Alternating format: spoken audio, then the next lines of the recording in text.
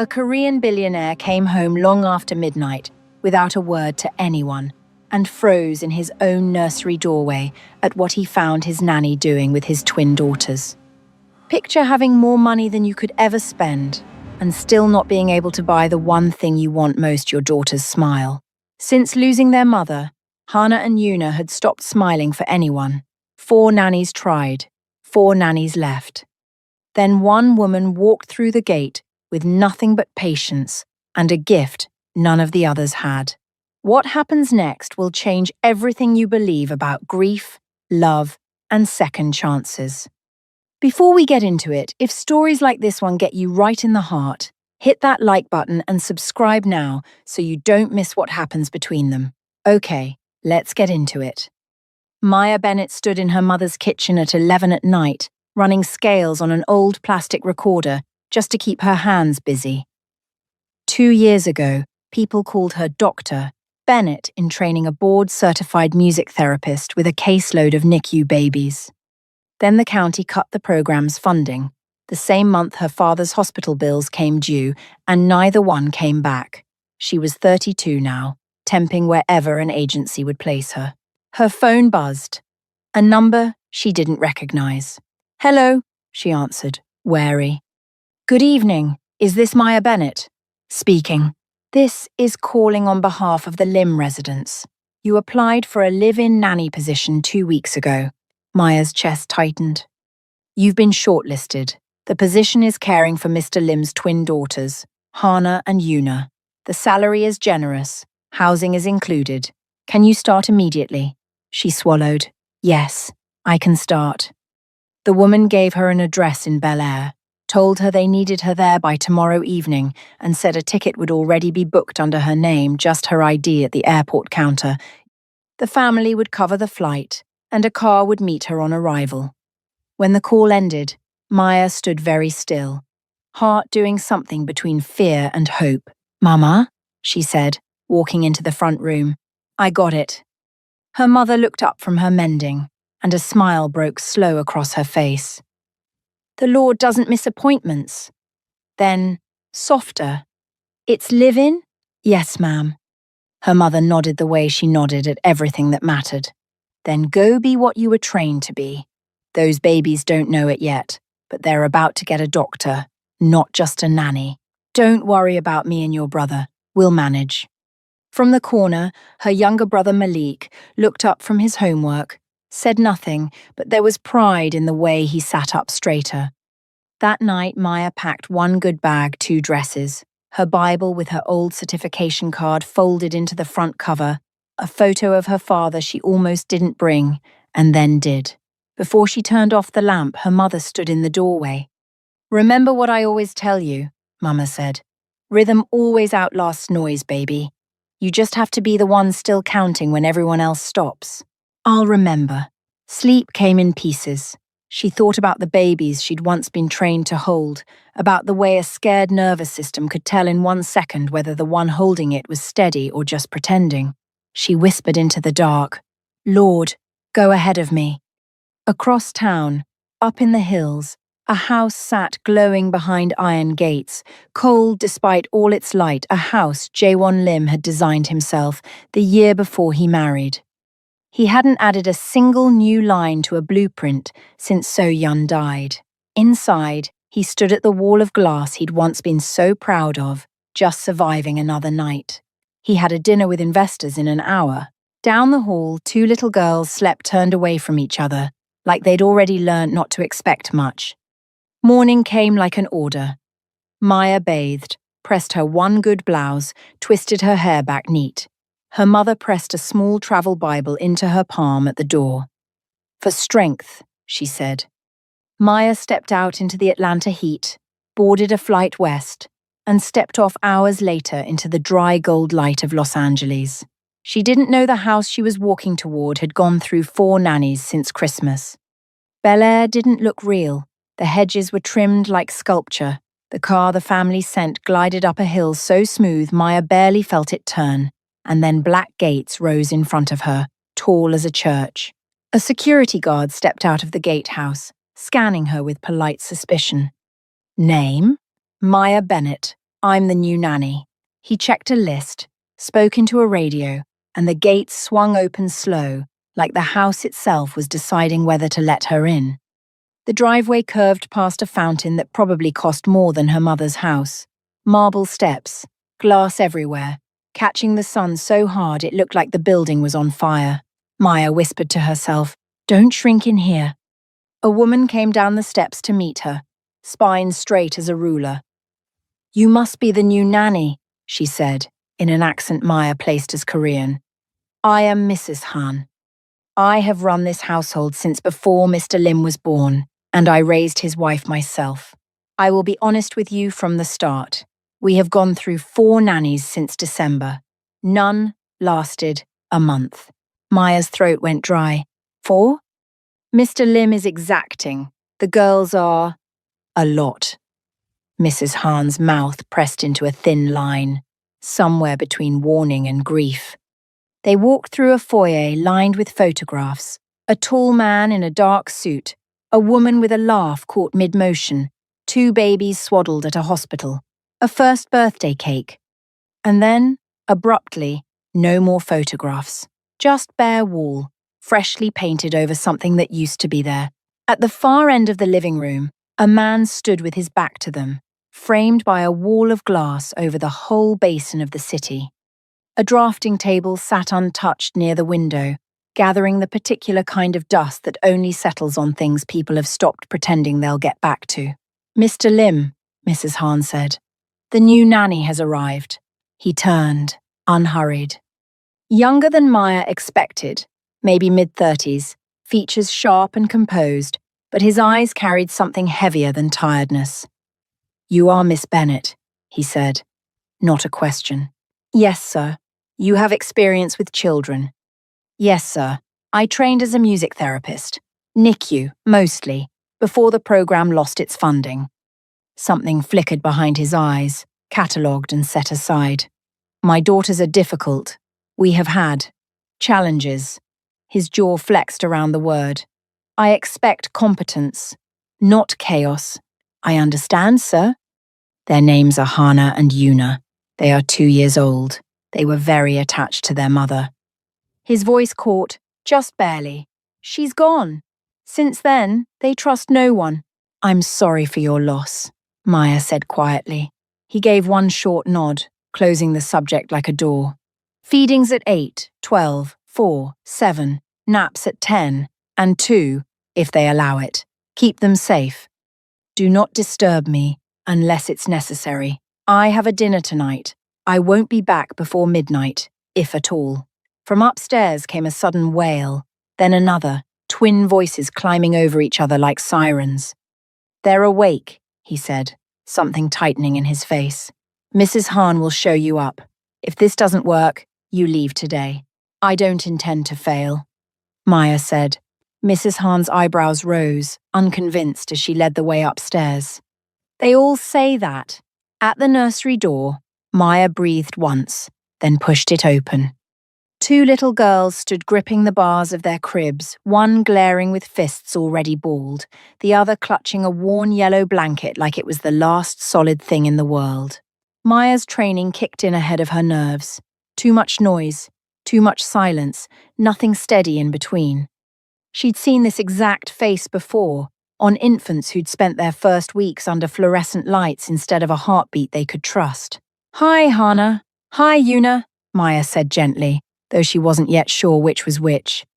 The fierce one, Hana, hurled a stuffed rabbit across the room. Yuna's lips started trembling, and then the wailing began in earnest. Both of them, a wall of sound filling the nursery. Maya knelt by Hana's crib first. When the child cocked her arm to throw something else, Maya didn't flinch. "Go ahead," she said softly. "I'll still be right here after." She picked up the rabbit, set it gently back in the crib. Then she turned to Yuna, reaching through the bars to touch the edge of the yellow blanket. "Hold on tight, baby. I'm not going anywhere." Bottles didn't work. Rocking didn't work. Diapers didn't work, because none of it touched the actual problem. So she stopped trying to fix them and did the only thing her training had ever really taught her, match their heartbeat instead of fighting it. She sat on the nursery rug, one baby in each arm, and slowed her own pulse on purpose until two racing hearts had nothing else steady left to follow. She began to hum, not a real song, just a single low note held even, the way she'd been trained to anchor a dysregulated infant. No lyrics, just rhythm, patient and unbroken. Slowly, Hana's cries broke into hiccups. Yuna's sobs softened into shudders, then quiet. The digital clock blinked 2:14 a. For the first time all night, the room went still. Maya whispered into the silence, "If you wake up again, wake me too. We'll find the rhythm together." She didn't know the dinner had ended early, or that Jaewon had told no one he was coming home.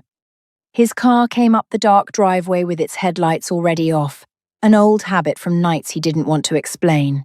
He let himself in bracing for the sound he'd come to expect, crying, chaos, some new apology waiting for him.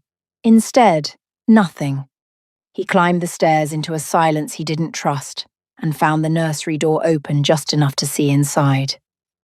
He froze. Maya sat on the rug, back against the crib, both his daughters curled into her, humming some low, even note, like their crying had never scared her at all. For a moment he saw a flicker of his wife in the way she held them, and it hit him harder than he expected. He didn't say a word. He eased back down the hall, like a man backing away from a flame he wasn't ready to feel the heat of. By sunrise, Maya was asleep sitting up, both twins curled against her chest, as if their small bodies were already testing whether her promise would hold. Morning did not bring peace. Hana refused her cereal, like royalty being served the wrong tea. Yuna would only eat if Maya sang between spoonfuls. By 10, nap time turned into a tug-of-war over a stuffed elephant, both girls screaming until Maya pulled it free, kissed it dramatically, and pressed it to Hana's cheek. "This one's already been loved on. Smells like hugs." Hana blinked, suspicious, then tucked it under her chin. Yuna, seeing her sister settle, sighed and closed her eyes too. Silence. Finally, Maya's phone buzzed. Her mother. "How's my girl?" Mama's voice, warm even 3,000 miles away. "It's hard, Mama, but I'm still here." "Course you are. You know how to hold a rhythm steady better than anybody I ever met. Remember, rhythm outlasts noise," Maya finished, smiling despite herself. "I remember." By afternoon, the girls were flinging crackers off their high chairs, and Maya bent again and again to pick them up. "Mrs." Han appeared in the doorway, arms crossed, expecting the same scene she'd watched 4 times before a nanny at her breaking point. Instead, she found Maya cross-legged on the floor, letting Hana braid her hair with sticky fingers while Yuna pressed cracker crumbs onto her cheek like decoration. "If we make a mess," Maya said, laughing, "we clean it together, okay?" Mrs. Han blinked, said nothing, and left. By evening, whispers moved through the staff.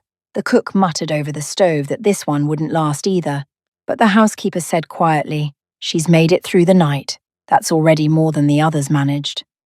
Upstairs, folding tiny clothes, Maya whispered to her sleeping charges, "Small progress is still progress." In the hallway, Jaewon paused outside the door, listening not for crying, but for its absence.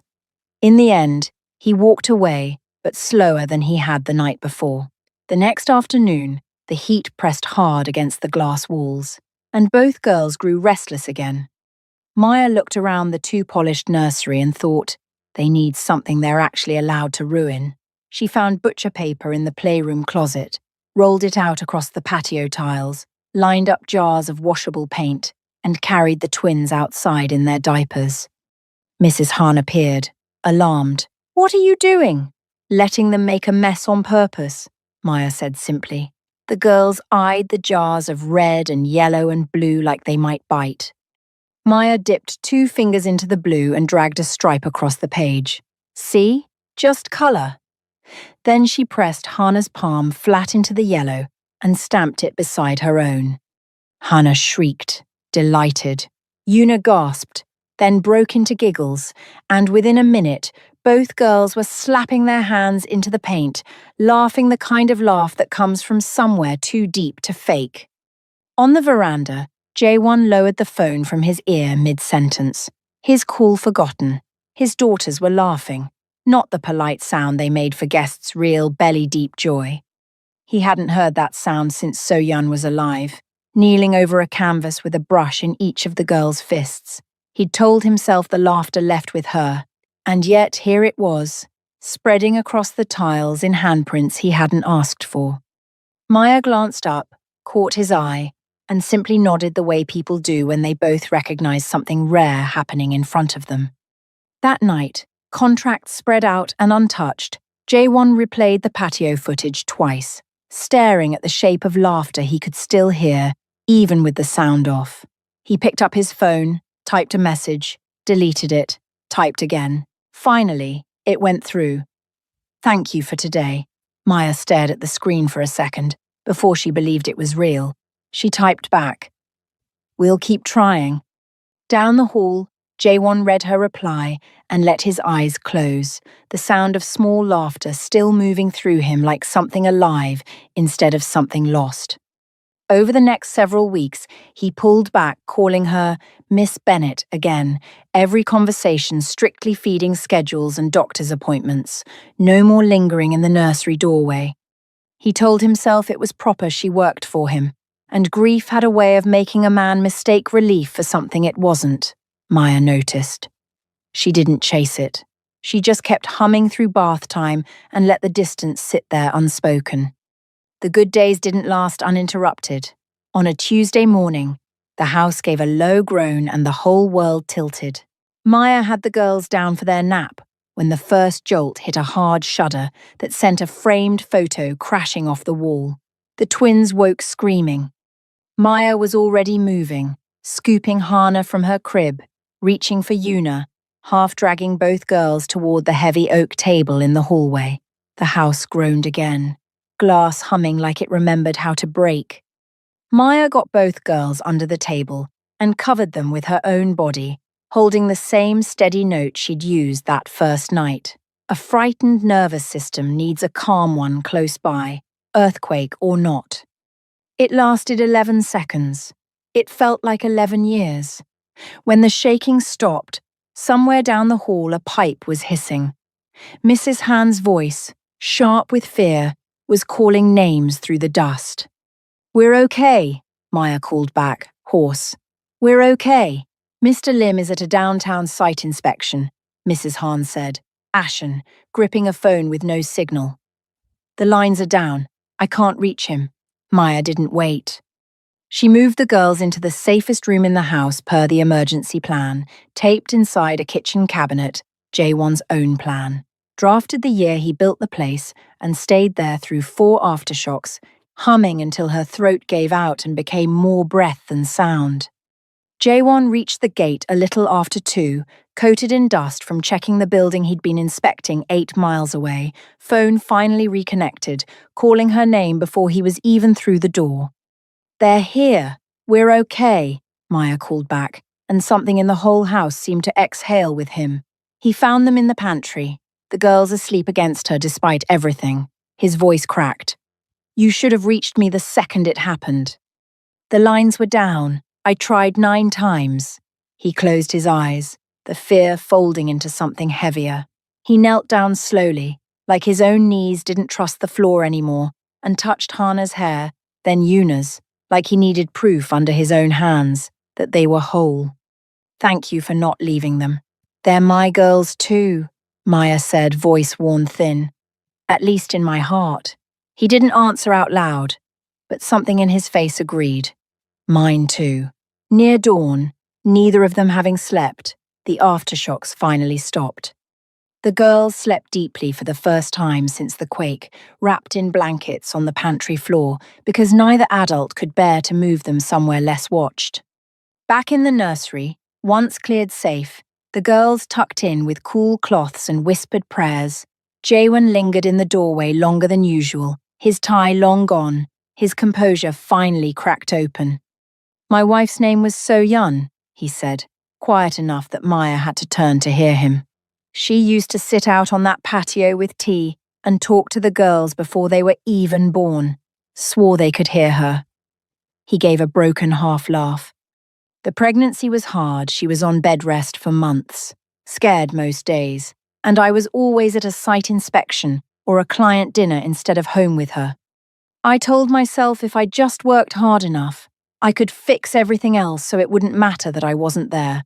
She started hemorrhaging during delivery and never stabilized. Work doesn't fix grief. It doesn't fix absence either. Maya let him talk. Grief wasn't something you argued with. It was a tide you let it come in, and eventually it went back out. She would have liked you, he said, meeting her eyes. Thank you for staying, for not running when the ground actually shook. I know what it's like to hold steady when everything around you doesn't, Maya said softly.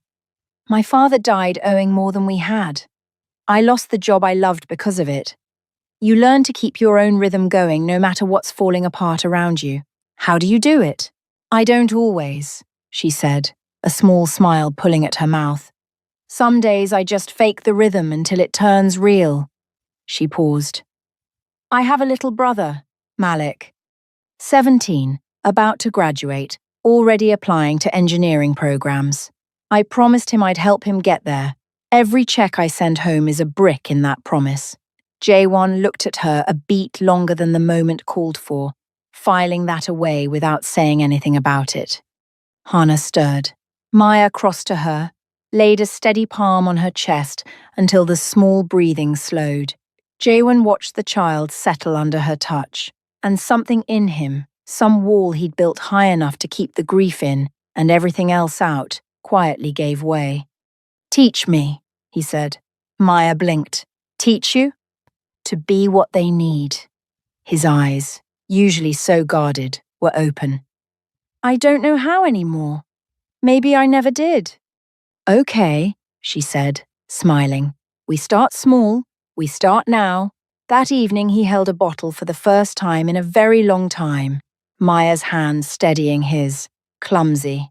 It worked anyway. A few nights later, unprompted, he pulled the dust cover off his old drafting table and sketched something small. A window seat built into the girls' room, low shelves they could reach, a bench wide enough for 3. He didn't tell Maya what it was for. He just started building it, sawdust collecting on cufflinks he'd stopped bothering to remove. Over the next several months, the whole rhythm of the house reshaped itself. Jaewon learned to burp Yuna without panicking, to attempt tiny hair clips with fingers built for blueprints, not braids. He read bedtime books in an accent his daughters found endlessly funny, voice softening with every page. Some evenings he disappeared for an hour with a handsaw and came back smelling like fresh-cut pine, and nobody asked why, though everybody had started to guess. The staff noticed. Boss smiles now, the cook told the housekeeper. At walls even. Mrs. Han, who had once sharpened her eyes at every new nanny like she was timing a countdown, started lingering at the nursery door, and one evening Maya caught her standing very still in the hallway. Listening to Jaewon read in his terrible accent, her eyes wet in a way she didn't explain. Not everyone had made peace with him moving forward, so Yun's mother, Mrs. Kwon, had never fully forgiven him for the difficult, frightening pregnancy that took her only daughter out of the world. She'd said as much once, at the funeral, quiet enough that only he'd heard it. Since then, she called on the girls' birthdays and little else, her visits stiff and short. When a photo of Jaewon laughing with the twins in a public park reached her, sent by someone she'd quietly hired to keep watch, she didn't call to say she was glad. She called her lawyer. One evening the paint came out again, Maya kneeling over fresh paper with the girls, Jaewon watching from the patio in his shirt sleeves. Then, without a word, he dipped 2 fingers into the red and dragged a stripe down her cheek. The girls shrieked with laughter. Maya gasped, grabbed the yellow, and swiped it across his jaw. He laughed, really laughed, rough with disuse but entirely real, and for a few wild, colourful minutes there were no titles in that yard. No boss, no staff, no mansion weighed down with old sorrow. Just a father, a nanny, and two little girls, covered head to toe in colour and completely, finally happy.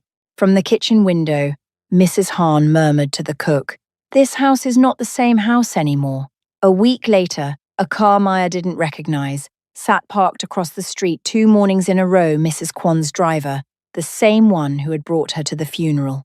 Jae-won said nothing about it at dinner, but the next evening a letter arrived from a law firm Maya had never heard of, and he read it twice before folding it into his jacket pocket like it might disappear if he stopped looking at it. On a Saturday when Jae-won was buried in calls, Maya took the girls to the small park 2 streets over, the one with the yellow slide Hana loved. A woman was already crouched near the bottom of it, phone raised, filming the girls with the unhurried confidence of someone who didn't expect to be stopped. Maya stepped between the lens and the slide before she'd decided to. "Can I help you?" Maya asked. The woman lowered the phone, unbothered. "I'm their grandmother, Mrs. Kwon. I don't imagine he's mentioned me." Something in the set of her jaw was familiar, the same stubborn line Maya had seen in Hana 100 times. "I don't need your permission to look at my own grandchildren." "You could just ask to see them," Maya said carefully, "instead of filming them like evidence." Something flickered across Mrs. Kwon's face, not anger exactly, something closer to grief wearing anger's clothes. "Evidence is exactly what it is," she said. "For a judge, if it comes to that, my daughter is 2 years in the ground, and her husband has a new woman raising her babies. Tell me how that looks written down." She left without raising her voice again, but Maya didn't breathe easy the rest of the afternoon. Maya told Jae-won everything the second he walked through the door. He didn't get angry. Not at first, he just sat down heavily at the kitchen table like something in him had finally given out. "She blames me," he said quietly. "She's not entirely wrong to." Later, he knocked softly on Maya's door.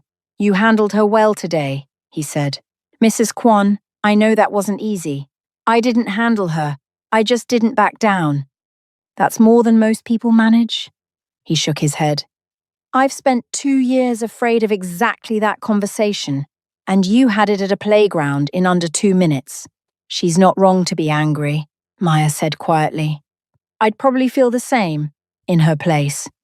"Maybe, but you're not in her place, and I don't want you carrying her grief on top of everyone else's." He took a step closer, close enough that she could see how tired his eyes had gotten. His hand lifted, like he meant to tuck back the strand of hair stuck to her cheek, and for a second neither of them moved. Then he caught himself, dropped his hand, and cleared his throat. "I should let you get some rest," he said, too fast, and stepped back into the hallway. Maya let out a breath she didn't know she'd been holding, hands steady, heart considerably less so. He drove to Mrs. Kwon's house himself the next morning, alone, and didn't come back for 3 hours. He never told Maya exactly what was said. What she noticed was that the legal letters stopped, that Mrs. Kwon started calling ahead before her visits, and that a few weeks later, watching Hana attempt a wobbly cartwheel on the lawn, the older woman laughed, really laughed for the first time since the funeral. It wasn't peace exactly, but it was a start. Later, alone in his study, Jae-won spoke to the empty room.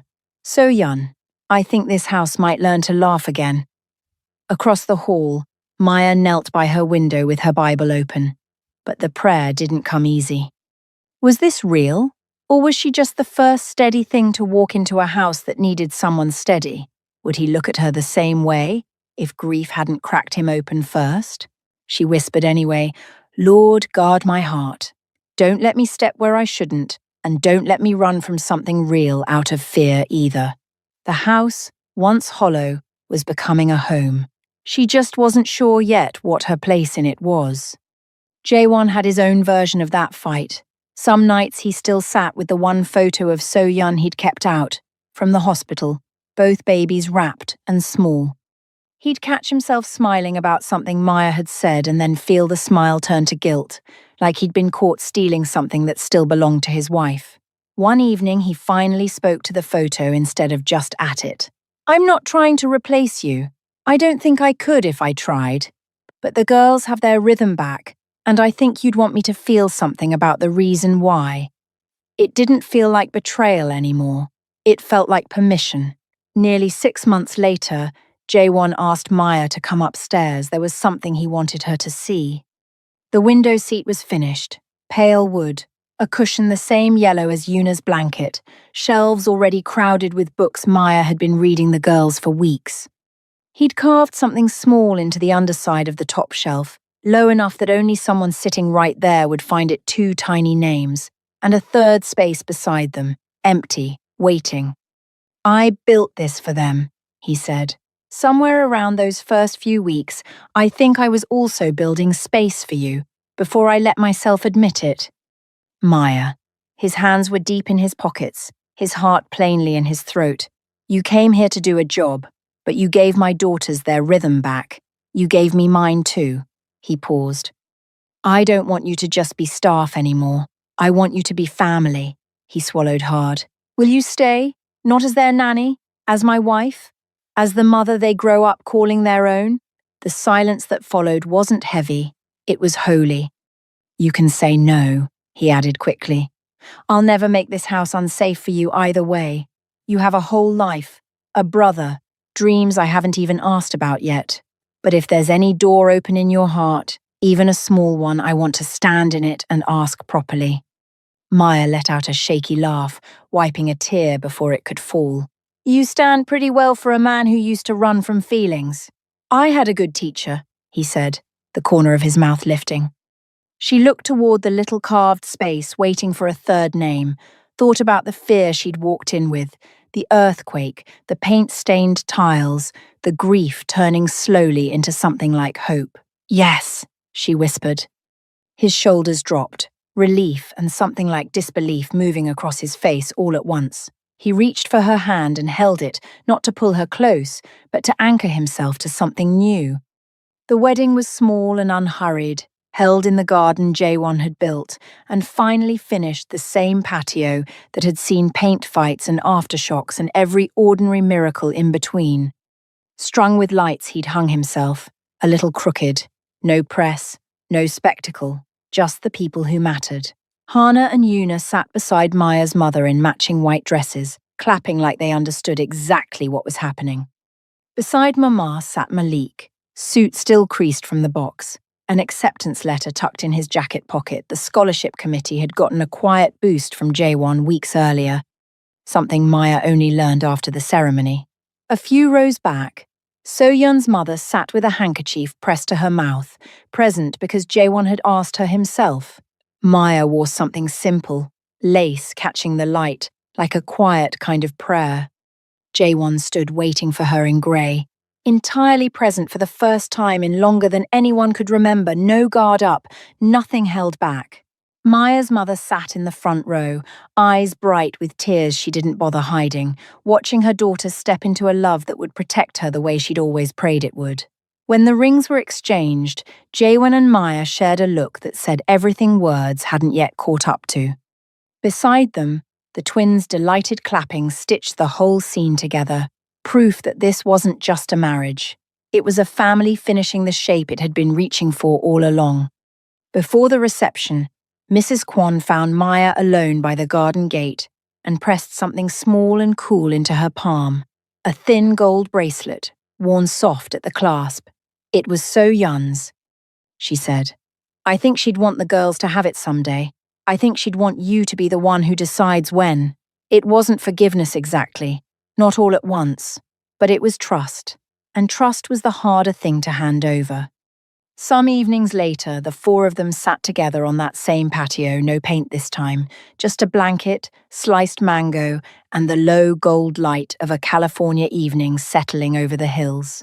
Jaewon looked at his daughters, then at his wife. I didn't think they'd ever laugh like this again, he said quietly. They were waiting on you, Maya said.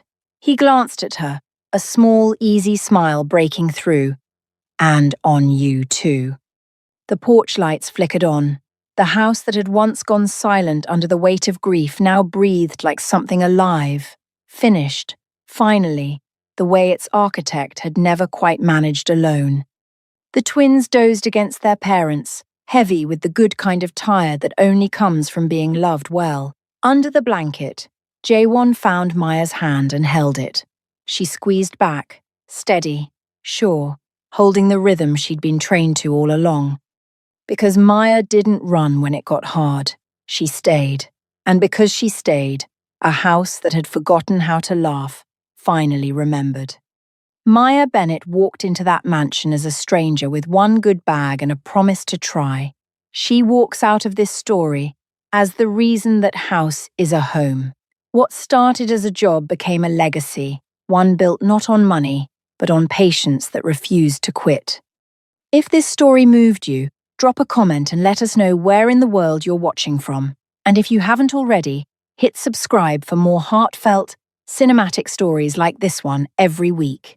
Until next time, stay patient, stay soft-hearted, and keep watching.